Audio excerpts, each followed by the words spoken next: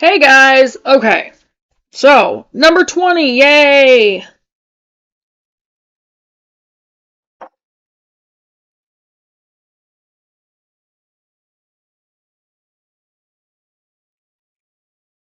Sorry, more stupid notifications.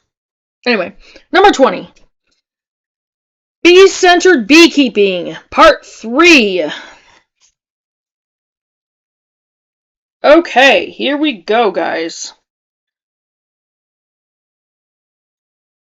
And I'll show you the picture that they have on here. It's bee on comfrey. Honeybees can't access the flowers unless the blooms are pierced by a feeding bumblebee. Thank you, bumbles. Pretty cool. I'm going to make sure there's comfrey on our property. I know it's a wild medicinal plant, but if it's not there, then I'm going to plant some because I have seeds, which is awesome. So, okay. It is December here in the Northwest, and we've had very confounding seasons from spring on. Bees began swarming here in March, which is pretty unheard of. I had collected 15 swarms by the end of April, the time our normal swarm season is just beginning. 15, holy cow. Summer was glorious and full of blooms everywhere. We got enough rain to ensure the flowers kept going right on into August, our normal dearth time. Then autumn arrived and the rains came. Meanwhile, my backyard was still lush with suddenly blooming borage. And I have seeds for that too. That's also very medicinal. And it's a good pollinator. It's healthy for the bees. California poppies, late nasturtiums, goldenrod, and a fresh bloom of lavender, but the weather kept the bees in their hives most days. So I placed out large bowls of sticky honeycomb under the rain shelter of my bee yard. This comb is the remains of my crush and strain honey, and there remains a considerable amount of honey on the combs, and the bees love to clean up. I don't recommend putting out food in the apiary, as it really stimulates robbing. But I'll get into why that works for me later in this piece. So my bees were still able to bring in some food even during the rains. Winter is just about to be upon us, and my yard is still in shocking bloom. Welcome to the confounding world of climate change. Okay, we're not going to get into that either. We never know anymore, nor do I bees, what the seasons have in store. I want to address the last 3 tenets of our bee club, www.preservationbeekeeping.com. That's in this. Again, I'm just sharing information in bee-centered beekeeping and then try to pull it all together for you in terms of how we endeavor to model these tenets in our bee yards, given the constraints of pesticides, neighbors, bee diseases, climate fluctuations, and the geography of our own backyards. You can find the first 2 articles. Okay, this is in the series here and here. I'm not sure what they're talking about. So, feeding back honeycomb, and I'll show you the picture. Feeding back honeycomb to the bees. Tenet 4 is a tricky one. If supplemental feeding is needed, we feed raw, untreated honey. Bees' natural food is honey and pollen. Sugar is an entirely different substance. One, bees have not evolved to digest properly. Sugar and imitation pollen patties weaken bees. See bushbees.com. When we need to feed, we look for a good local source of raw honey. I've been feeding my bees when needed for the past 5 years, and only honey. Here's my dilemma. When I was a new beekeeper several years ago, I did not have vast stores of leftover honey from dead outs to feed my bees. I have some stored away now, but not enough to bring a hive or 3 through an entire winter season. Rather than feed my bees sugar, I have tried to be very judicious in my supplemental feeding of hives.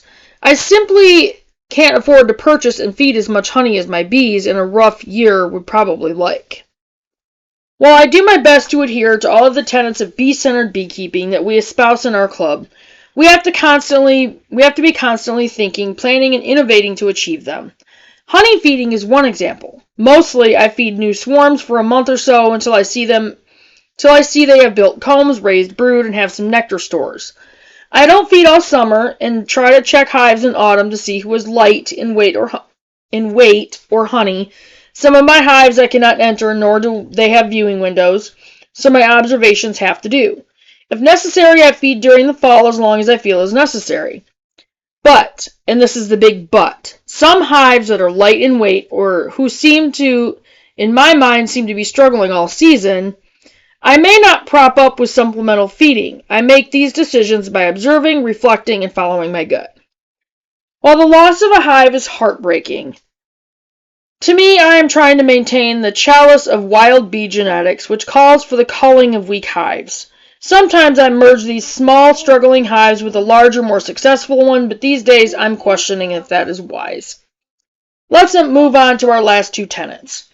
One of the ways I care for my bees in our wet northwest climate is to be sure all my hives are under cover of some sort. Shelters them from the rain. Number 5, we populate our hives with feral swarms or locally raised bees. Factory packaged bees from out of the area are unsuited to the local ecology. Plus, by purchasing bees from out of the area, we may unwillingly contribute to the spread of diseases and Africanized bees. Swarms are abundant in the spring, and we rely on these to populate our hives. When needed, we seek out locally raised bees. Number 6, we practice minimal intervention. We honor the bees' desire to create and maintain their colony without needless intrusion. We let bees be bees and trust them to do what is best for their hive. After all, they were created that way. The more we break open the propolis seals of our hives, the more we allow pathogens in. There is always the risk of damaging the queens or emergency queen cells when we go into the combs. Viewing windows on the outside of the hive can tell us most of what we need to know about the health of the hive. We try to limit our hive muddling to only a few times a year at most. Tenet 6 should only be undertaken if you practice Tenet 5. That is, if you are buying out-of-area bees, these are heavily managed, mostly mite-treated bees who have a poor chance of surviving in a more natural bee yard, where nature does the natural selection, not the keeper. Our bee club strives to keep a very active swarm program going all summer, so that our students can source from local wild stock. Bees return to their wild genetics quickly, after only a generation. As soon as your hive swarms, even if you had a domestic queen, your hive will soon be launching a new virgin who will be bringing in the wild genetics that is the birthright of our honeybees. If we can't locate enough swarms, we recommend local beekeepers we trust who pride themselves on their locally adapted colonies. They provide nukes, NUCS, queens, and sometimes swarms. Now we're up in the controversy and complexity of Tenet 6. Infrequent, if any, inspections. I go on the assumption that the bees know more about their lives than I ever could.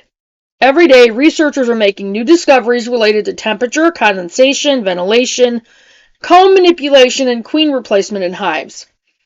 All of what I read tells me that I must be ever more mindful about inserting my clumsy hands into my beehives. It takes our bees 2 to 4 days to restore the hive temperature, the propolis seals, and the hive air after one of our intrusions. And if we've injured a queen, inadvertently chilled the brood, or spilled honey, the bees will have much time-consuming work to repair themselves. If we extrapolate out over a summer of, say, weekly hive inspections, in 4 months we've cost our bees 32 to 64 days of repair time they could have spent focusing their resources on preparing for winter. We can have short, iffy summers here in Washington. I want my bees to be able to focus on flowers and brood, not fixing problems I've created. And I'll have to remember that. And I'm going to try to go as natural as possible. So maybe when I do get a hold of the families down here, maybe I'll be able to get with them and learn how to catch a swarm. Or maybe, they'll be able to teach me how to do that. And I'll be able to just get a local swarm that already has their queen and everything, and that they're actually looking for a hive. And I'm actually thinking of trying to do it as natural as possible now, so we'll just see.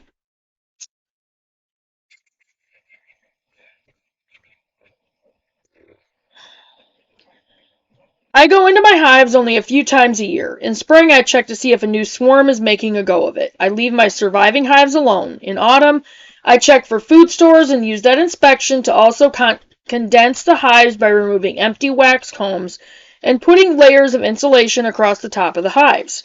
The rest of the time, I observe them through the viewing windows and on their landing boards. There you have it. 6 tenets to bee by. Now let's take a look at how this might look in action. We'll begin with the premise that each bee yard, each hive, and each beekeeper is in a gestalt all its own. G-S-T-A-L-T. This simple fact alone will dictate how you implement each of these suggested rules. December forage, pineapple sage. That's actually a good idea. That was very pretty too. A little about my own private bee universe. I live in a small city with neighbors on all sides. I usually maintain about 6 hives, more or less. I'm retired, which means I'm able to observe my bees many times a day.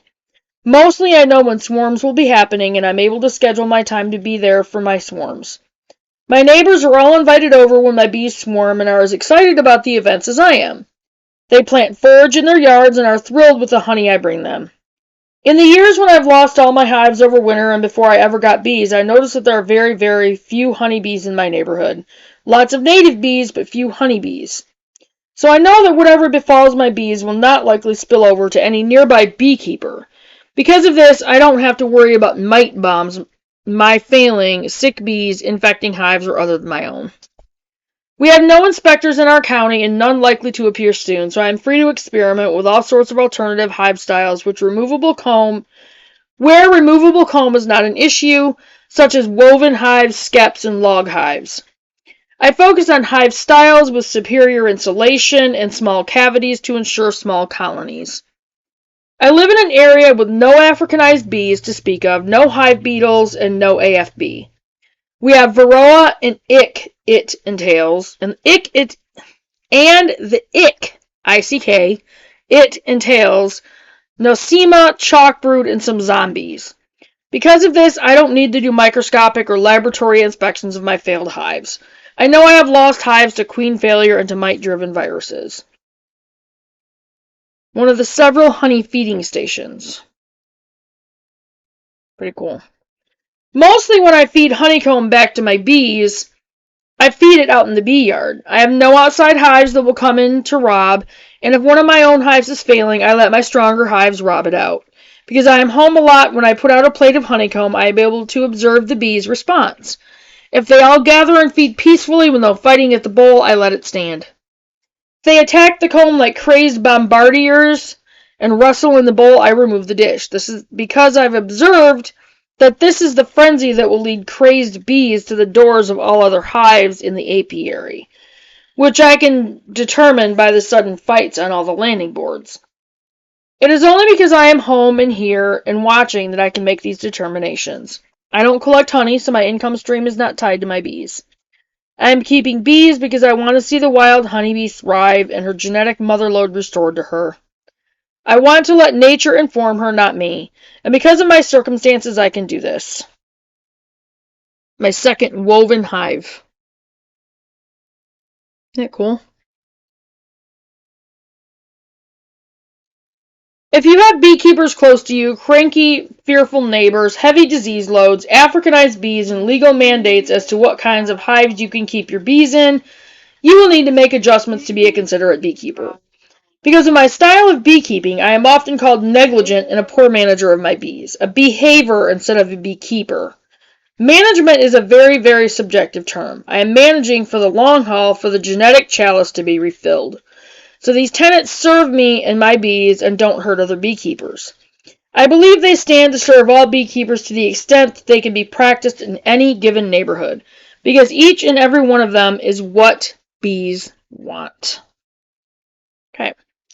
So that one was Bee-Centered Beekeeping, Part 3. And I will get this up on the channel, and I will work on getting another one out. Trying to get as many out today as possible, so.